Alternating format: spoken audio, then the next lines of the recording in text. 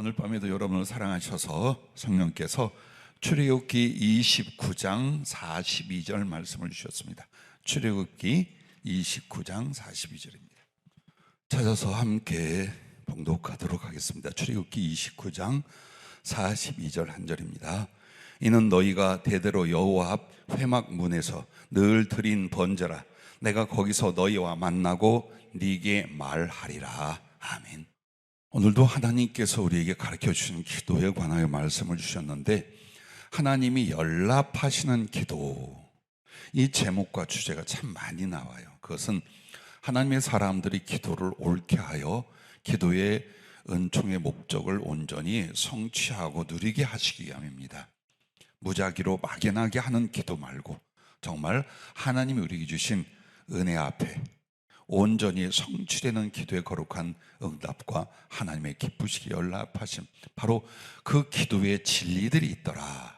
그래서 오늘 이 말씀을 주셨는데, 본문으로 출애굽기 29장 이 말씀 전후는요, 하나님의 백성들에게 성소를 짓게 하시는 내용입니다. 근데 이 성소를 짓고 거기에 제물을 바치고 제사를 지내고 이렇게 하는 장소로 구별을 하셨어요. 근데 그 이유가 뭐냐? 내가 거기서 너희와 만나고 네게 말하리라. 즉 하나님과의 직접적인 만남, 인격적인 교제, 그리고 이 백성을 사랑하시는 하나님이 구원을 향하여 그 뜻을 향하여 말씀하고 이끌어 가신 거룩한 은혜와 섭리가 바로 이 회막에서, 여기서 일어날 것이다. 그걸 말씀해 주는 내용입니다.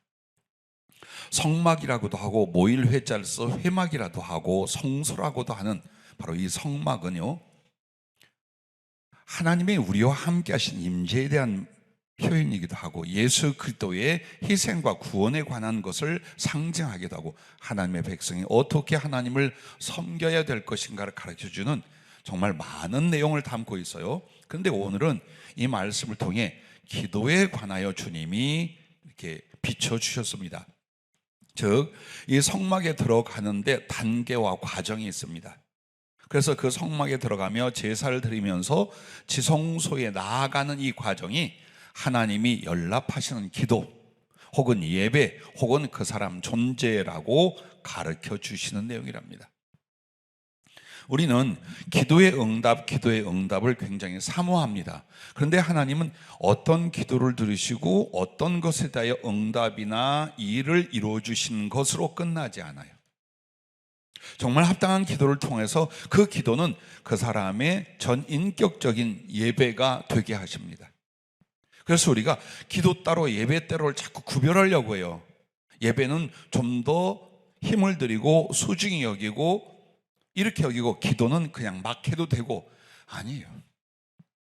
기도에 이미 예배의 모든 것이 있고 헌신이나 사랑이나 주님과 교제의 모든 것이 있어요. 그래서 우리 주님 앞에 기도가 응답되었다는 건 그 기도를 하나님 받으셨다는 뜻이에요. 그러면 기도를 하나님이 받았다라고 하는 것은 네가 예배로서 나를 영화롭게 했다는 걸 말하는 거예요. 동시에 너의 마음과 너를 내가 기쁘게 받았노라. 할렐루야. 이게 기도 응답이에요. 이게. 그러니까 기도에서 어떤 일이 좀 이루어진다가 의미가 아니라 하나님이 나를 받아주시는가, 하나님 나를 기쁘게 여겨 받아주시는가, 이 문제에 있는 거예요. 그러므로 하나님께 나아가는 과정은 기도로서 나아가는 과정과 똑같은데, 오늘 여러분과 나는 예전에 공부했고 평생에 읽어왔던 성경, 우리 출애굽기나 이곳에서 나오는 성막을 한번 그려보시기 바랍니다. 하나님의 임재와 예배로서 하나님을 만날 그 장소로 성막, 성소를 구별을 했는데 하얀 천으로 쳐놓습니다. 그리고 그 문을 열고 딱 들어가면 첫 번째 전경이 뭐냐면 번제단이 있습니다. 이렇게 뚝을 쌓아서 거기에다가 걸어놓고 철망같이 생긴 노수로 만든 망 위에다가 제물을, 소나 양이나 염소나 이런 제물들을 잡아요. 근데 잡는데 어떻게 잡느냐? 멱을 땁니다. 그렇게 해서 피를 먼저 받아요. 그 피는 번제단에 나아가 성소에 갖다 드리기도 합니다. 그렇게 하고 나머지는 가죽을 벗기며 전체를 토막토막 내요. 아마도 잘 탈 수 있겠죠. 그래서 그 토막토막을 낸 재물 전체를 번제단 위에 올려놓고 강력한 불로서 싹 태워 소각을 합니다. 그러면 이 과정이 우리가 하나님께 나가는 기도에 있어서 어떤 과정이냐? 첫째, 십자가의 그리스도를 의지하는 믿음, 이 부분입니다. 즉 여러분과 내가 나아갈 땐 나는 이미 예수님과 그 십자가 하나 은혜를 알고 있어, 믿고 있어가 아니에요. 다시 거기를 거쳐가는 거예요. 하나님 아버지 하고 기도하러 갈 때, 예배드리러 갈 때에 무엇인가를 급히 하나님께 간구하고 부탁할 때에 어디를 거쳐야 되냐? 십자가의 주님을 거쳐서 가라는 거예요. 네 자격으로, 네 믿음으로, 지금 네 처지로 그냥 하나님께 나가는 게 아니라는 거예요. 기도도 마찬가지. 한 죄인이 하나님께 받아들여지는 가장 큰 과정, 그 관문이 뭐냐? 십자가의 주님이라 이 말입니다. 이 제물은 죄 사함을 위하여 그리스도께서 어떻게 희생하고 십자가를 통하여 어떤 사랑의 생명을 바쳐주심으로 우리를 죄에서 건지시고 하나님이 받아주실 것인가, 이 과정이에요. 그것이 바로 번제단에서 제물을 태워 십자가에서 주님이 나를 위하여 모든 저주와 죄악을 담당하심 같이 그와 동안. 근데 많은 백성들은 기도하면서 이 과정 생각 안 해요. 왜? 한번 내가 믿으니까. 나는 뭐 믿음이 주님의 십자가를 믿고 뭐 그 피로 죄사함 받고 내가 믿지 뭐 아닌가? 그게 아니에요. 여러분과 내가 주님을 찾을 때마다 어디로 와서 만나라는 거예요. 어디에서 문을 두드리라는 거예요. 십자가 밑으로 오라는 거예요. 십자가 앞으로 나오라. 그러므로 여러분이 특별히 예배니 섬김이 모든 행위가 그와 같아야 되겠지만 기도할 때 어디로 가야 돼요? 여러분의 영각, 여러분의 영혼과 여러분의 생각은 바로 골고다 언덕 십자가 앞으로 나오는 거예요.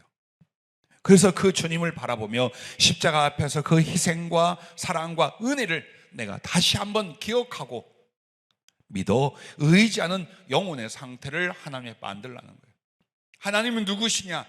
나를 위해 십자가에 달리실 예수님을 보내주신 분, 나를 사랑하사 나의 죄악과 지옥의 저주를 자기 자신을 던지신 십자가의 예수, 그분이 내 하나님, 지금 나의 기도를 듣고 나를 연락하실 바로 그 하나님. 여러분이 아마 성막에서 일어난 일들을 할 거예요. 그렇게 하고 물두멍에서 수족을 씻고 또 첫 번째 성소에 들어가면서 우편에 떡상이 있고 왼쪽으로는 7 금초대 등대가 있고, 그리고 지성소 그쪽을 향한 그 커튼 앞에는 분향단이 있어요. 그래서 3가지 기구가 있어요. 그래서 이 과정을 하고 1년에 한 차례 이제 지성소로 들어갑니다. 지성소는 한마디로 하나님 그의 임재와 본체, 즉 하나님의 보좌에 대한 상징이에요. 그래서 우리가 우리의 모든 것으로 하나님을 배웠고 그분에게 받아들이는 과정이 이 성막 문을 통과하고 번제단과 물두멍을 지나 성소로 들어가서 거기에 불을 켜고 떡상을 차리고 분향을 올리고 이렇게 하고서 지성소의 하나님을 만나고 응답도 받고 말씀을 듣는 것이다, 이 과정인 거예요. 이게 기도에 똑같이 적용이 되는 것이라는 겁니다. 자, 기도하러 나오면 제일 먼저 여러분의 머릿속에 떠오르는 것부터 하나님께 말을 합니다. 어떤 건 다급한 것, 어떤 건 생각이 휙휙 지나가는 대로 중보기도를 하다가도 누구 생각이 나면 얼른 그쪽으로 가듯이 하나님 앞에 나와서 자유로운 내 영혼과 내 기억력이 맡겨버리는 거예요. 의식이 흐른 대로 기도를 하는 거예요. 아니요, 그게 아니라는 거예요. 하나님 앞에 나와서 무엇을, 내 구원의 하나님, 내게 주신 사랑과 그 거룩한 희생과 은총들, 이것을 다시 기억하고 다시 그 처음 사랑, 처음 감동, 처음에 그 확신 속에 들어가는 거예요.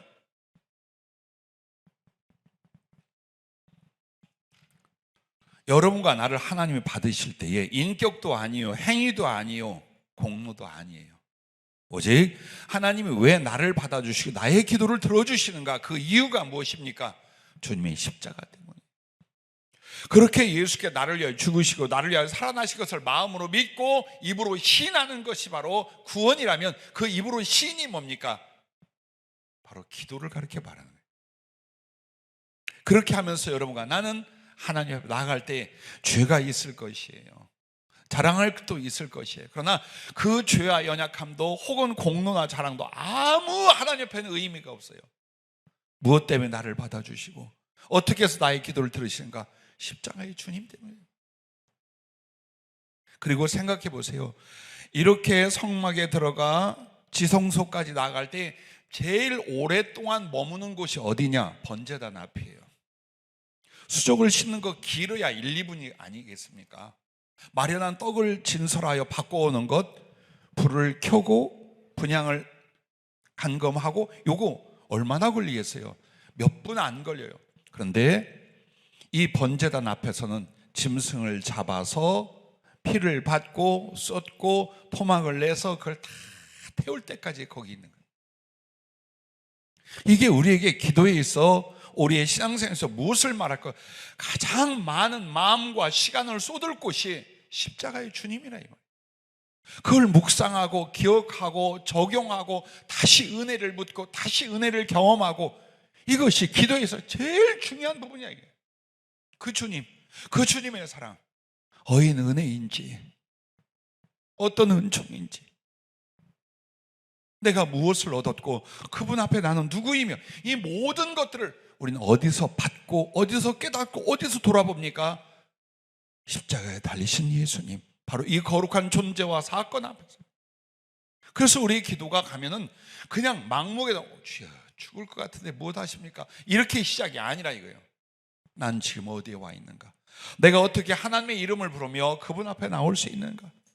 예수님의 그 사랑, 예수님의 그 십자가, 예수님의 그 고난과 그 찢겨나가는 살점 피 한 방울, 그거 바로 거기.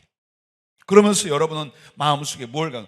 그 믿음에, 그래 나는 죄인일지라도, 나는 불청된 자일지라도 나는 이 예수님의 은혜로, 이 예수님의 사랑과 공로로 하나님께 나아갈 수 있어.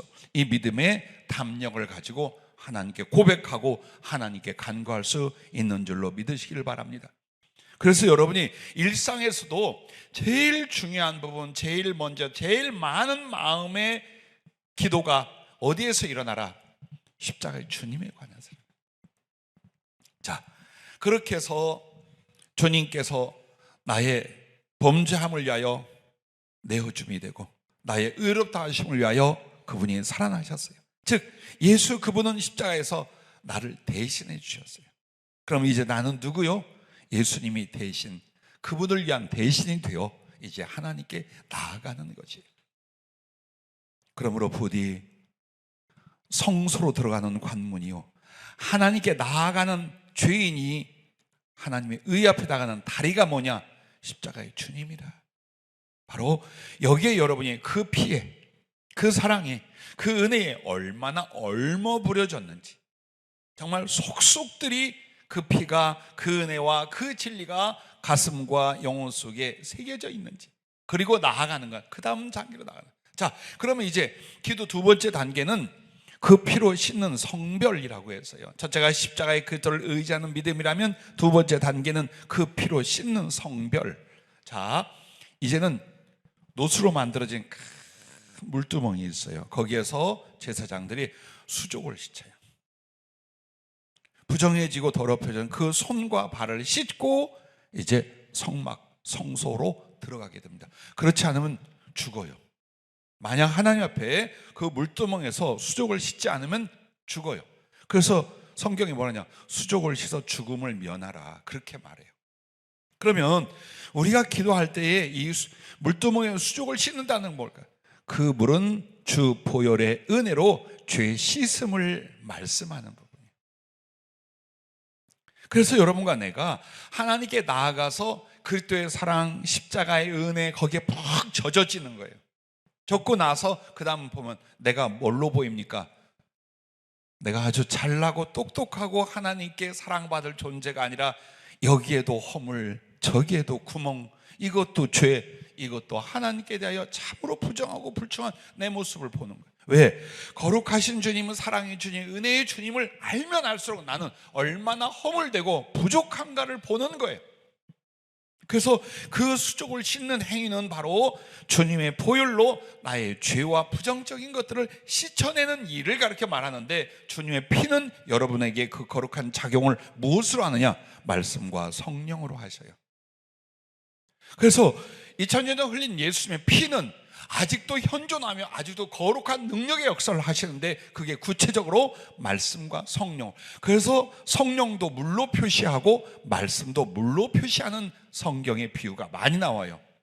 그러므로 그 물두멍에서 물로 씻는다라는 건 하나님의 말씀과 성령으로 나를 씻되, 그 거룩한 역사와 배경은 그리스도의 피.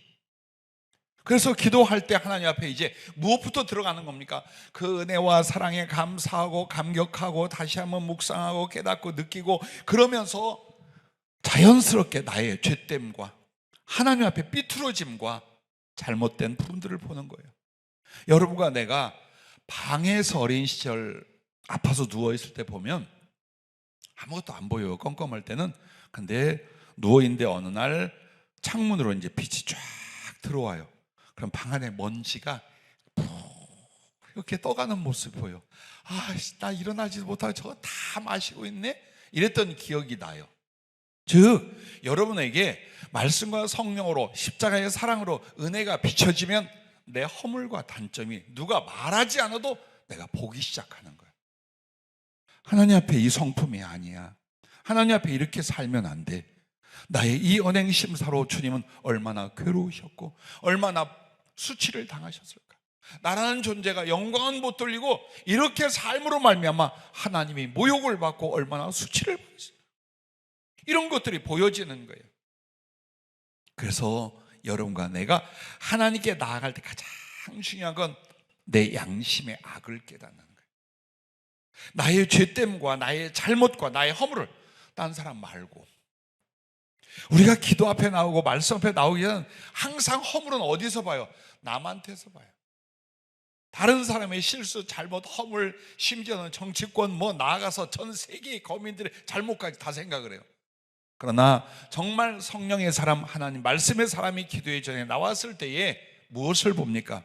세미에게 들리는 그 하나님의 말씀과 성령의 가마 속에 내 죄, 내 잘못, 아직도 이 오랜 세월 말씀과 성령으로 살았다면서 남아있는 그 고집과 성품과 기질과 그리고 육신적이고 세상적인 이 모든 모습, 인간관계의 허물과 실수와 잘못들, 이게 일어나는 거예요. 그래서 영적으로 어리면 어릴수록 원망이 많아요. 서운함이 많고 남에게 시비가 많아. 그러나 영적으로 성숙하면 할수록 어떻게? 원인은 내게 있어요. 그리고 중요한 건 나의 잘못을 하나님 앞에 고쳐나가는 게 중요하지, 다른 사람의 실수나 죄나 허물에 관여하지 않아요. 그냥 긍휼히 여기야 돼요. 이처럼 여러분과 내가 히브리서 10장 22절과 9장 14절에는 비슷한 말씀이 있어요. 그리스도의 피가 성령으로 들여졌어요. 그러면 그 성령으로 들여진 그리스도의 피가 우리의 악한 양심을 하나님 앞에 씻고 하나님을 바르게 섬길 수 없겠느냐. 즉 예수님의 피는 만 가지의 은혜를 가져다 주지만 제일 중요한 부분이 뭡니까?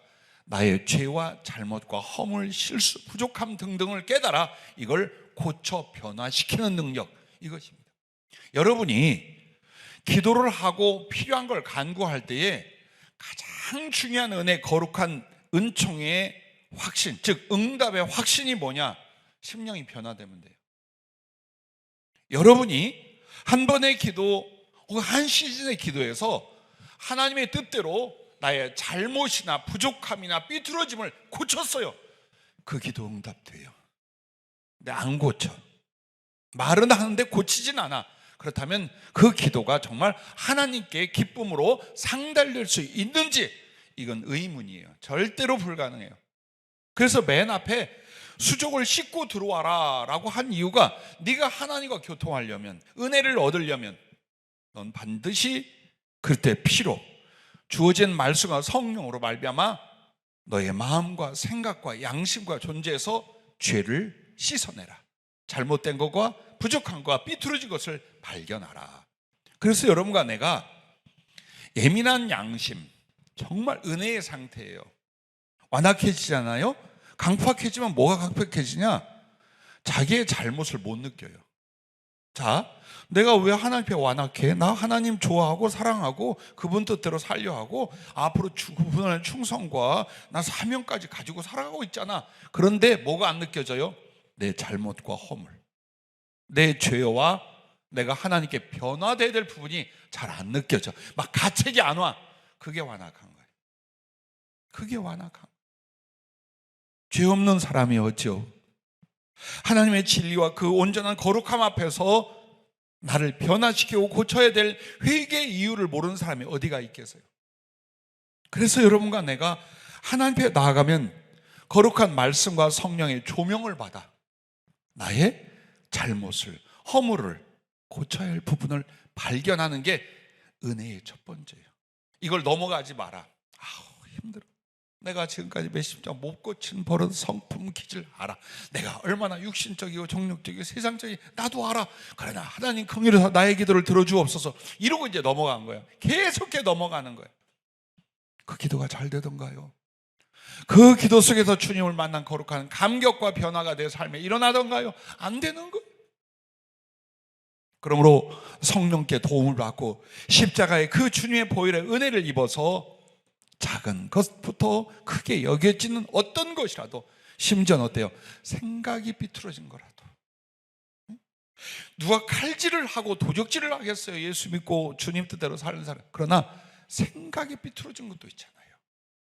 기질과 성품에 비좁은 것도 있잖아요. 그러므로 의라는 것은 죄를 안 짓는 거예요. 그러나 의의 열매는 뭔 줄 압니까? 사랑을 하는 거예요. 그래서 이 사람은 사랑을 알면서도 행하지 않은 것도 죄라고 여기는 거예요. 악하고 더러운 짓만 해서 죄가 아니라 심지어는 하나님을 기쁘시게 하는 걸 알면서도 못했고, 사람에게 이것이 사랑이라는 걸 알면서도 못했어. 그것조차도 양심의 가책을 갖고 하나님께 엎드려 아파하고, 이 과정이 기도 속에서 일어나라는 거예요. 이거부터 하라. 하나님이 어찌하여 모든 걸 못 주시겠어요? 그러나 하나님은 물건을 주고 물질을 주고 삶에 필요한 걸 주는 하나님이 아니에요. 그거는 주님이 주시되 어떤 과정을, 영혼의 잘됨, 하나님과의 바른 관계, 영적 성숙을 도모하기 위하여 주시기도 하고 제하시기도 하는 거예요. 건강도 그렇고 생명도 그와 같답니다. 그래서 여러분과 내가 하나님 앞에 나갈 때에 고쳐지지 않는 습관, 성품, 기질, 죄성, 인간관계 있잖아요. 이것만 기도하려면 이제 그때부터는 답답하고 힘들어요. 나도 겪고 여러분도 겪을 거예요. 한 방에 잘못했습니다. 여기 시원하게 회개하고 시원하게 변화되고 막 성령이 좋잖아요. 근데 또 나온다는 거 알아. 이 기질이, 이 성품이, 이 습관이, 이 죄성이, 인간적이고 세상적인 이 어리석은 이 쓰레기 같은 내 모습이 또 나온다는 거 알아요. 그래서 그 기도를 하면서 여러분과 내가 막 지쳐하고 이제 넘어가자 그런단 말이에요. 거기서 좀 더 머무르는 거예요. 주님, 내게 진정한 필요는 그리스도를 사랑하며 순수하고 진실함을 위하여 나의 죄성, 인간성, 기질적 성향, 심지어 인간관계에서 삐뚤어진 그 언행 심사조차도 주님 고치게 도와주십시오. 내가 이거 안 하고 못 살겠습니다 하고 마음과 힘을 다하여 기도할 때에 그 마음이 진실이면 하나님 우리를 변화시켜 주셔요. 형식이면 항상 그 타령으로 살겠지만 진심이고 전심으로 한다면 하나님이 내 인격성 안에, 내 습성 안에, 내 어리석고 미련한 가치관 안에서 거룩한 변화를 일으켜 주셔요. 그걸 입어야 돼요. 그렇게 해서 십자가 밑에 번제단 앞에 나간 다음에 물두멍을 거쳐서 성소로 들어가는 것처럼 기도는 두 번째로 우리의 손을, 우리의 발을 씻는 거예요. 그러므로 다윗 왕이 범죄하고 깨우쳐 시편 51편에 뭐라고 합니까? 중심에 통회하는 자를 주님 불쌍히 여기시받아. 정말 내 잘못, 내 실수, 내 부족함, 나의 별나고 삐뚤어짐, 하나님 앞에 이 세상적이고 육신적인 모습 등등으로 애통해 할 줄 아는 사람은 이미 하나님 받아주시는 거예요. 그런데 항상 문제는 남에게 있고 환경에 있어요. 나는 그다지 잘못이 없어 하나님께 하나님 받아주지 않아요. 그 기도가 응답될 수 없고 그 존재가 하나님께 나아갈 수가 없어요. 그를 용서하고 그를 씻어주고 그를 살리게 하여 하나님이 사람 되어 십자가에 달리신 것이 바로 번제단 과정이라고 했죠. 이 번제단을 고쳐왔는데도 나는 나의 작은 잘못도 하나님께 뉘우치고 고치고 변화될 수 없어. 그럼 그 앞에 부분부터 이는 이 사람은 가짜다 이거예요. 십자가 거치지 않았다는 뜻이에요. 그러므로 인간적인 죄성이나 인간성의 기질이 즐길 수는 있지만 이걸 내가 사랑하거나 주장할 수는 없다.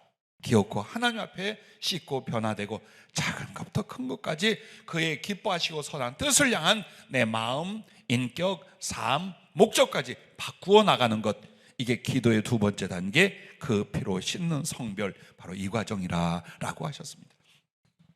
그래서 회개, 즉 변화는 하나님께 받아들여지는 믿음과 행실의 우선입니다. 가장 먼저가 이 부분으로 하나님께 받아들여지는 겁니다.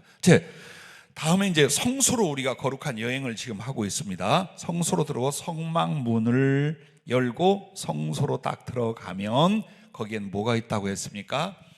떡을 12개를 6줄 6줄 2개로 이렇게 그 상에다가 차려놓고, 또 한쪽에는 여러분이 잘 아는 7개 연결되어 있는 기름 기둥이 연결되어 있는 그 금등대, 그 금등대가 불을 지피고 있어요. 그리고 이제 지성소, 하나님의 임재와 하나님의 보좌를 상징하는 그 지성소 앞에 바로 분향단이 있어서 향을 피우고 있어요. 자, 기도 속에서 이게 무엇을 말하느냐? 만약 이 성소를 거치지 않고는 절대로 하나님을 섬기고 만남이 없어요. 이 세 가지의 의식, 이 세 가지의 존재, 이 세 가지의 과정이 하나님께 나아가는 자 구원의 과정이며 기도의 하나님 앞에 드려지는 바로 그 열매들이에요. 이게 있어야 돼요. 또 기도는 이 내용이어야 된다는 거예요. 그걸 성령은 우리에게 일러주고 계십니다. 그러면 이게 뭐냐? 순종과 사랑의 섬김입니다. 기도는 받아내는 거 있어요. 은혜 받는 거 있어요. 그러나 기도가 섬김이라는 걸 여러분이 먼저 알고 계셔야 돼요. 기도는 하나님을 공개하고 섬기는 것이다라는 걸 먼저 알고 계셔야 돼요. 기도는 하나님께 아무것도 안 해도 그냥 말하고 믿음의 고백만 하면 그분이 척척 지불을 하시더라. 이건 정말 이기적이고 잘못된 생각이에요. 그래서 기도가 예배고 기도가 자기 존재가 하나님께 받아들이는 과정이라고 한 말이 바로 그것 때문이에요.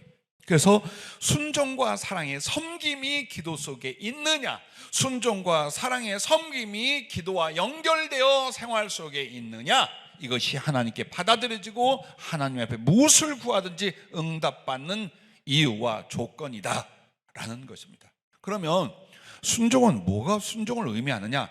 떡상입니다. 그 떡상은 말씀이신 그리스도를 상징하기도 하고 우리의 섬김에 있어서는 말씀을 주신 것에 대하여 순종함이 하나님을 받들고 공개하고 섬기는 것이다 이 말이에요. 그래서 그 떡은 말씀에 관하여 네가 어떤 태도와 삶을 사느냐, 이걸 우리에게 질문하시는 거예요. 그래서 하나님께 나아갔어요. 그 십자가를 붙들고 은혜에 젖었어요. 그래서 내 잘못도 자백하고 애통한 심령도 갖고 웬만한 거 다 고치고, 주여 이제는 내게 이것도 주시고 저것도 주시옵소서, 당장 급한 것부터 주시옵소서, 나중에 줄 것도 땡겨서 주시옵소서. 어떻게 말이 이렇게 술술 잘 나오냐? 나도 그렇게 기도 많이 했어요. 그렇게 했어요. 근데 중요한 건 과정이 있더라 이 말이에요. 뭐가 있어야 돼요? 너 하나님 앞에 그렇게 많이 말씀을 줘서 하나님을 알게 하고 진리를 깨닫게 하고 그 말씀으로 믿음을 만들어주고 그 말씀으로 생명을 주고 그 말씀으로 너의 복된 인생을 인도할 건데 너 어떻게 살고 왔니? 응? 너 이 기도하러 오기 전에는 어떻게 살았니? 네 속에 말씀이 있니? 이걸 말하는 거예요. 그래서 우리가 하나님을 섬기는 입장이 그 떡상이란 주신 말씀이 내 마음에 풍성히 거한다라고 골로새서에 말해. 이 말이 뭐냐? 하나님의 말씀을 열심히 지식으로 받아요. 그 지식으로 받은 말씀을 나에게 적용하고 다스리고 나아가 지켜 행하는 것, 이 과정이에요. 이게 순종이에요. 요게 있어야 돼요. 그래서 여러분과 나도 기도할 때 주여 주의 말씀을 깨닫게 하옵소서, 듣게 하옵소서. 그래서 그 말씀을 듣고 깨닫고 기억한단 말이에요. 근데 중요한 건 이제 그 말씀으로 나를 다스리느냐. 하나 여러분 쉽게 일어나는 거 한번 봅시다. 그리고 평생 일어나고 있는 것, 성질. 없다 하면 한번 아멘 해보세요. 나는 성질이란 몰라. 난 부려본 적이 없어. 김민경 있어? 아이고, 저렇게 순하게 생긴 사람도 있답니다. 자, 우리 주님 앞에 그 성질 내고 혈기 내는 걸 성경 전체는 뭐라고 말하느냐? 하나님의 의의를 절대로 이룰 수 없다고 그래요. 즉 진리를 거스리고 하나님의 계획과 뜻과 관계를 망칠 수 있는 게 성질 내는 거예요. 그래서 노를 품어도 인간이니까 화를 내도 어때요? 절대로 하루가 넘어가지 않도록 빨리 그거 풀어야 된다. 그리고 화를 내는 제일 큰 이유가 있어요.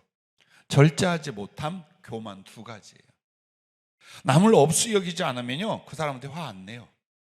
내가 존중하고 존경하는 사람한테 성질 내는 거 봤어요. 화를 막 낸다. 그만큼 나는 소중한데 저것이 날 건드린다고 생각해요. 우리가 노하고 화내고 성질내는 거 한 가지만 성경에 비추어도요, 하나님 말씀을 딱 다스리고 적용해 보잖아요. 이걸 어떻게 바꿔야 되는지, 어떤 모양으로 바꿔야 되는지 너무나 자명하게 느껴져요. 이와 같이 하나님 말씀이 지식으로 왔어요. 그 지식의 말씀을 내 인격, 성품, 삶 모든 것에 적용을 하는 거예요. 그리고 학자같이 신앙인들이나 사명자 중에 이런 사람들이 있어요. 그래도 세상에서 잘 살아야 된다. 이게 더 우선이에요. 내 영혼이 하나님을 사랑하고 그분 앞에 거룩히 변화되는 것보다 내가 이 땅에서 해보고 잘 살아야 된다는 걸 절대로 포기하지 않는 경우들이 있어요. 이것도 옳은 말씀, 저것도 말씀하서 우리는 이게 더 먼저다 라고 가치나 목적을 딱 정해놓은 사람 수도 없이 많아요. 이것도 말씀으로 다스려지지 않아서 그래요. 하나님 말씀 뭐라고 합니까? 이 세상과 세상에 있는 것들을 사랑하지 말라. 이는 아버지께서 온 것이 아니라 이 세상을 사랑하는 육신의 정욕과 안목의 정욕과 이생의 자랑이라. 이런 것은 다 없어질 것이다. 그러나 하나님의 말씀을 지킨 자는 영원히 거할 것이다. 즉 우리들도 어떻게 살라는 거예요? 육신적이고 세상적인 것이 가치관이나 목적이나 소원이 되어선 절대로 하나님께 안 맞다는 거예요. 하나님의 사랑이 거기에 있지 않아. 그 말은 하나님께 사랑받을 수 없고 하나님을 사랑할 수 없다는 말이에요. 이것을 여러분과 내가 기도 속에 말씀에 적용을 해봅시다. 그 말씀이 딱 왔어요. 그러면 나의 기질이나 생각이나 태도나 나의 열망 중에 뭘 더 바꿔야 돼요? 주님 알기를, 말씀으로 살기를, 기도하며 성령께 잡히기를, 사랑하고 거룩한 삶을 나누어 드리기를, 거기에 더 목적이나 기쁨이나 소원이 일어나고 있어요. 즉 육적 사람이 영적 사람으로 바뀌어가는 말씀의 다스림이 우리에게 있느냐.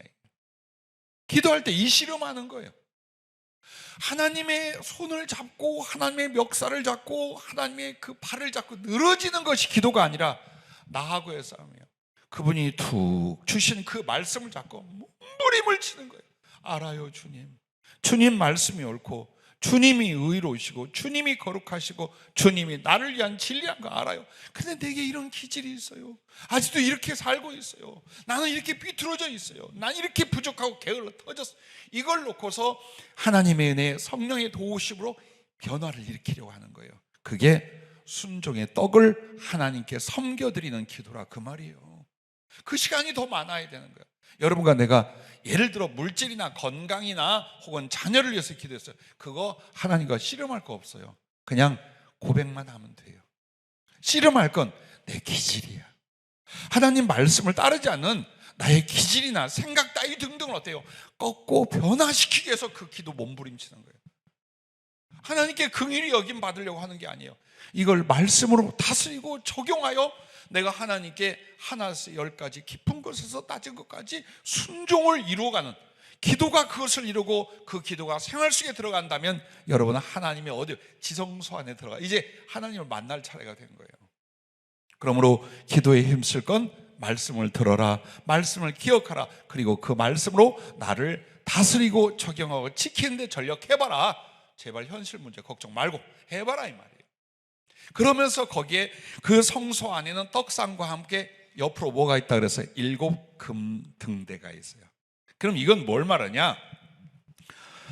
하나님의 성령과 말씀, 은혜와 사랑 모든 걸 받았어요. 그리고 그것을 우리가 이제는 세상에 비추는 거예요.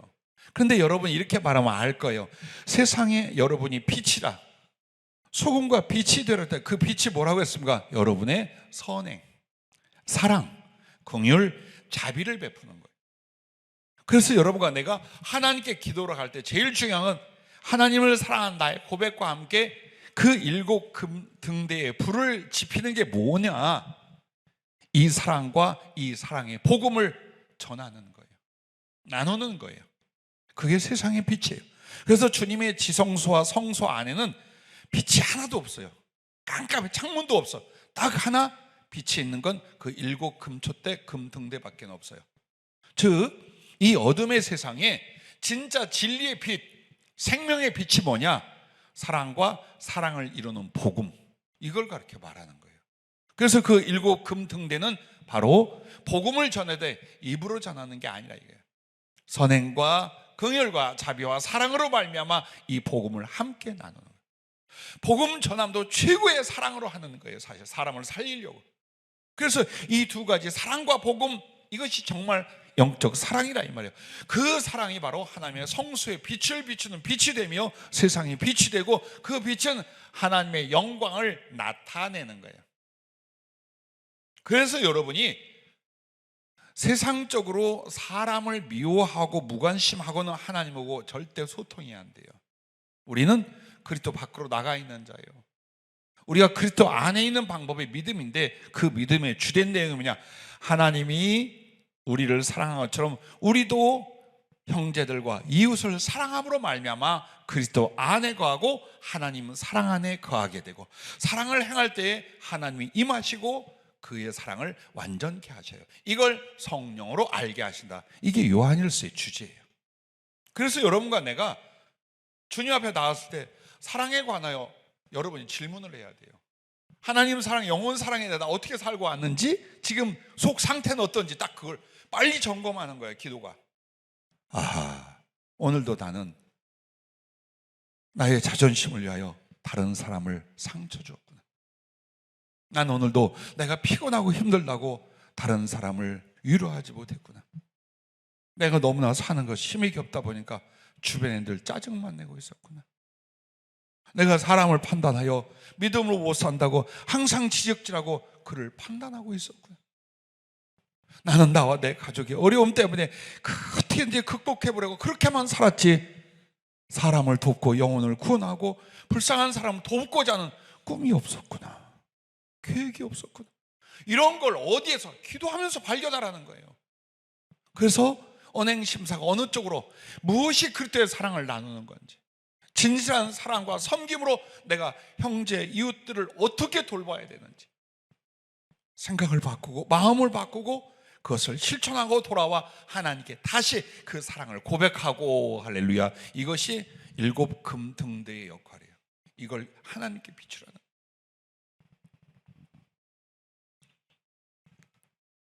그래서 요한일서 3장 21절부터 23절까지 보면 우리가 형제들을 이웃을 사랑하면 하나님 앞에 마음에 책망할 것이 없어져요. 왜? 진짜 순종이에요. 순종 위의 것을 했어. 그래서 이 마음이 즐겁고 하나님 앞에 자랑은 아니야 이러는 거예요. 주님 나 좀 봐요. 나 오늘 뭐 했는지 알죠? 이게 오는 거예요. 그래서 다윗은 가끔 내 행위를 기억하시옵소서 그러잖아요. 내가 하나님 앞에 어떻게 살았는가를 기억해 주십시오, 이렇게 말해.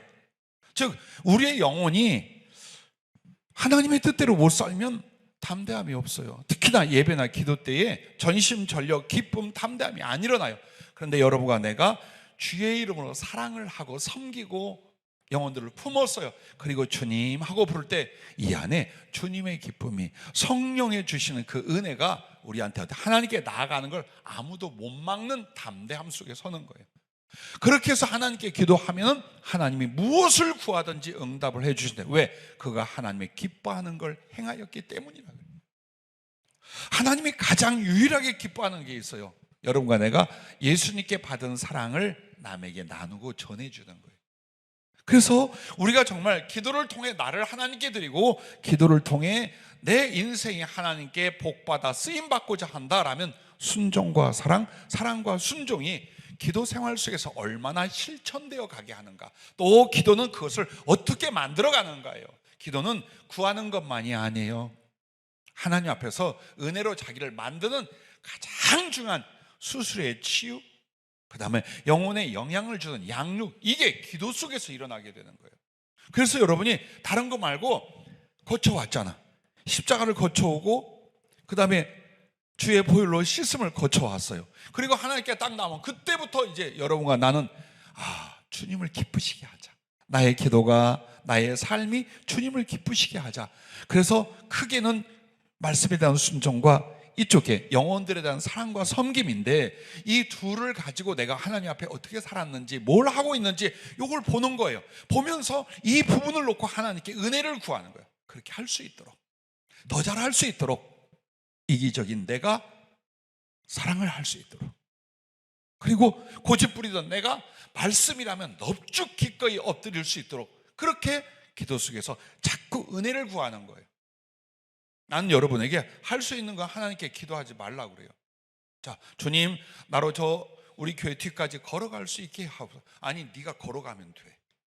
근데 걸어갈 수가 없어요. 다리가 움직이지 않아. 휠체어에 올라설 수도 없어요. 그때 하는 거예요. 주님, 저 뒤 10m까지만 갈 수 있도록 나한테 힘을 주옵소서. 내 다리를 고쳐주옵소서. 그때 하는 거예요. 사랑이란 것도 그래요.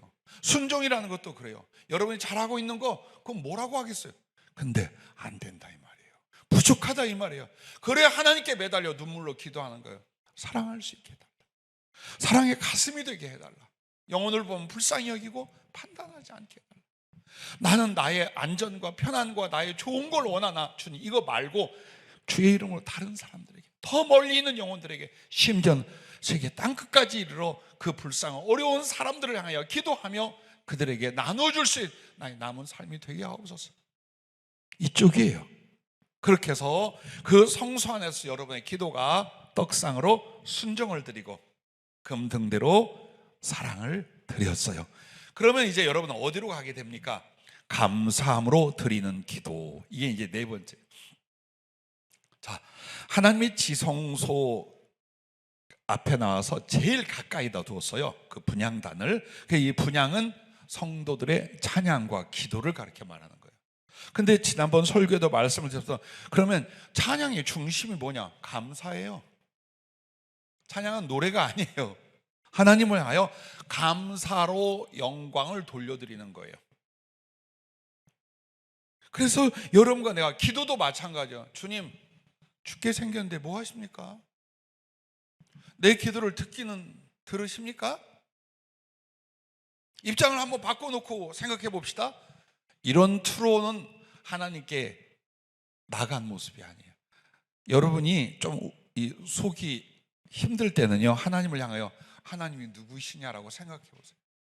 내가 입을 여는, 내가 감정을 끌어내어 표현하는 내 앞에 내 이것을 받는 그분이 누구냐 이거예요. 우주 만물을 창조하시는 창조주예요. 나를 태어나고 나를 죽음과 건지시는 구세주 하나님이에요. 산 자를 죽일 수도 죽은 자를 살릴 수도 있는 분이에요. 그분은 너무나 의롭고 사랑스러워 내게 의와 사랑만을 행하시는 분이에요. 그래서 내 안에 그분의 진리 안에 하나님의 존재성, 영광과 거룩함과 위엄을 생각하고 나를 사랑하심을 생각하는 거예요. 그러면 감히 원망이 나오겠어요? 불신적인 염려가 나오겠어요? 안 나와요. 그때 나오는 거 딱 하나요. 감사하다는, 정말 진실로 감사하다는 것 외에는 안 나오게 돼 있어요. 내 기도가 원망을 바탕으로 하느냐, 염려를 바탕으로 하느냐, 감사를 바탕으로 하느냐, 바로 이 부분인 거예요. 이게 이제 마지막 관문인 거예요. 근데 감사로 번복이 될 수 있는 건 여러분, 번제단을 거치면서 십자가의 주님의 은혜와 사랑의 번복이 됐어. 그 피가 나의 허물과 죄와 인간성을 바꾸기 시작을 했어요. 그래서 내가 주님 앞에 나와서 사랑과 순종을 만들어드리기 시작했어요.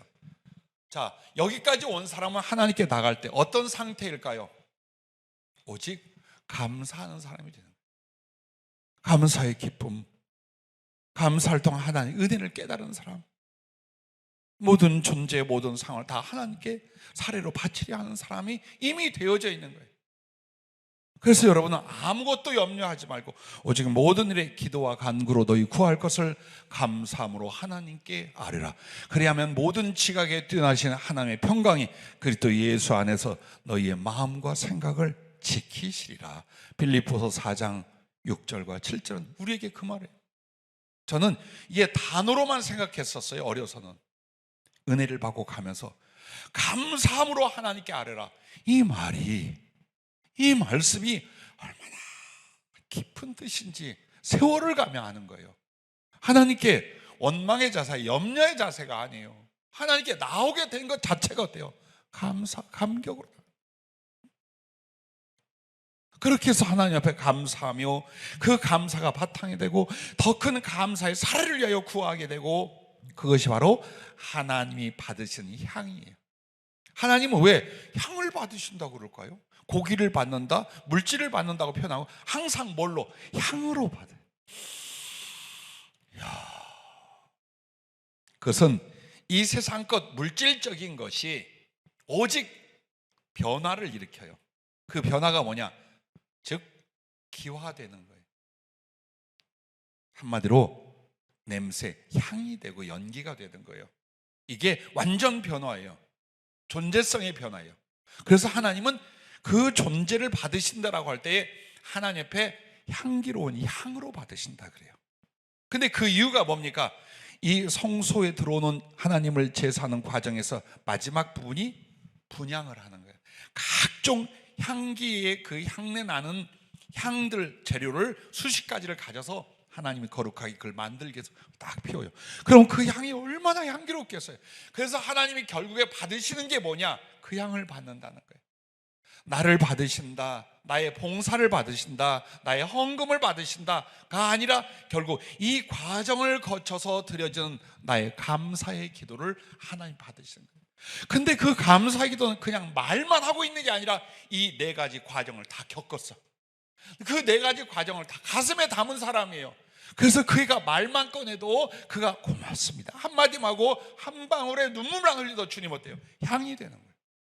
내 가슴에 귀한 자야, 나의 기쁨아, 왜 울어? 울지마, 울지마. 가서 눈물 닦아주시는 거예요. 자, 기도는 아쉬움과 어려움을 몇 마디 던져 어떻게 도움 좀 받아볼까가 아니라 나의 존재와 전인격적으로 하나님을 사랑하고 섬기고 당신에게 바쳐지는 과정이다. 그러니 우리 하나님이 이제 어때요? 다섯 번째는 하나님께서 기쁘게 연락을 하셔요. 그 기도를 받으셨다, 그의 섬김과 사랑을 받으시, 그 존재를 받으셨다는 건 그리스도의 것이 되셨고 하나님이 그의 것이 됐다는 뜻이에요. 단지 기도응답 조금 해준 정도가 아니라 이 말이에요. 그러니 어떻습니까? 그가 무엇을 구하든지 이루어주신 이유가 하나님과 그 은혜를 바르게 알고 바르게 받은 자가 되었기 때문이에요. 그리고 또한 하나님을 경외하고 사랑하는 자가 되었어요, 이 기도의 과정에서. 그리고 그의 기도는 하나님의 뜻이며 그러기에 하나님의 기쁨이 되는 거예요. 그래서 내가 무엇을 가든, 아니 저는 엉뚱한 저것을 기도할까? 아이고 저게 어떻게 이루어진다고, 저 욕심 아니야? 라고 한다 할지라도 이 사람이 이렇게 십자가를 통하여 하나님 앞에 나와서 감사의 기도를 드리기까지 되었어요. 하나님 막을 게 없는 거예요. 주저하시고 고친 뒤에 와라 할 것이 없어진 거예요. 그래서 여러분과 내가 어디에서? 기도의 자리에서 은혜를 받고 변화를 하고 섬김을 하고, 그리고 마지막 하나님을 향한 찬양과 감사의 기도가 되어봐라. 그리하면 하나님께서 안 이루실 것이 없고 응답 안 하실 게 없다라는 거예요. 그러므로 오늘 하나님이 연락하신 기도, 그게 무엇일까를 구체적으로 이와 같이 일러 주셨습니다. 이제 오늘부터 또 여러분의 대부분의 기도 생활에서 오늘 이 설교 말씀이 교과서가 될 수 있길 바라고, 늘 거룩하게 사용하고 활용하여 여러분의 영혼은 아름다운 장성함을 이루고 여러분의 가슴에는 그리스도의 사랑과 은혜가 충만하고 여러분의 입술에 그 기도와 찬양과 선포는 다 하나님이 기뻐하사 이루신 역사가 일어나시기를 바랍니다. 기도하겠습니다.